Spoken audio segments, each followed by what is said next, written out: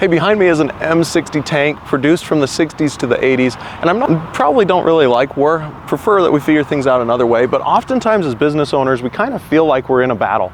And I know that a lot of business owners feel like it's a real struggle where they're competing with all these others in the industry, trying to figure out, how do I maintain my customers? How do I get new customers? How do I make sure my new customers don't leave? And it does feel a bit like a war. And just like in a war, you have to have equipment, same with business. You have to have these tools, systems, processes in place that ensure you don't lose your customers. Could you imagine going into work one day and all of your customers are gone? What would that feel like? What would you do? I'd imagine that would be a major freak out moment. If that ever happened, some businesses would have a plan and they would know what to do to go get new customers.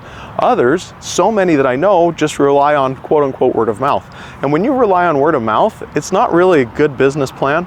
And if your customers all did disappear, you'd be starting from ground zero and have to build up really slowly.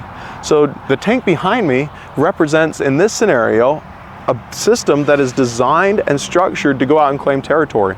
And what is it that you can do to go out and claim territory?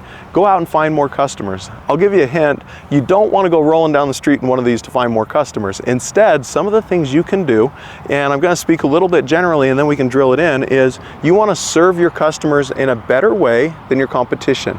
You want to serve them in a better way from their perspective than the competition. That's important, to make sure it's their perspective, not yours. You want to make sure that you understand what it is they're looking for. Oftentimes there's the base need, like if you're buying a car, well, I have to be able to drive from point A to point B, but then there's all these other ancillary needs that people have. Some people, they want the least expensive vehicle they can buy. Others, they want a status symbol. Others, they just want something that's going to be able to take them up into the mountains and they can rely on it. So there's a lot of secondary emotional feelings around customers when they're looking to do business that it's important for a business to be aware of. So when you have figured those things out, you have in your arsenal tools that are going to allow you to serve your customers better. And serving customers better is the secret to growth. So what is it in your plan that you can do to serve customers better? If you put them into your CRM and you start dripping emails out to them on a weekly basis, are you serving them or are you serving yourself? Many emails that I see are only self-serving and people don't really enjoy them. They don't want them, they get sick of them, and they unsubscribe and complain, and then they don't want to do business with you. So that's a scenario where tools are actually probably going to fight against you more than they're going to help. But if you flip that and say, if I were my customer, what would I want to discover in an email? That would be a moment where you could really go in and you could stand out and truly help your customers have a better experience. That tool goes from being a liability to an asset for you to grow your business.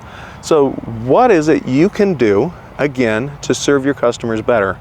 Is it better communication during the buying process? Is it better communication during the fulfillment process? Is it less communication? What is it? Think about that and come up with a strategy and then write it down. If you have employees, share what you're discovering with them so that everyone's on the same page.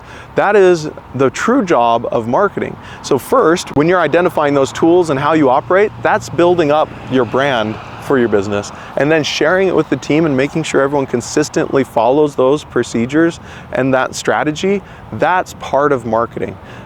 So if you want to be successful, you've got to have tools, systems, equipment in place that you can use to go out and gather more territory, find more customers, and keep them loyal to you. And the best way to do that is by serving. So leave me a comment. How do you serve your customers? What are tips, tricks, or strategies you've discovered that could help others? Leave a comment below and let's start a discussion on how we can serve our customers better.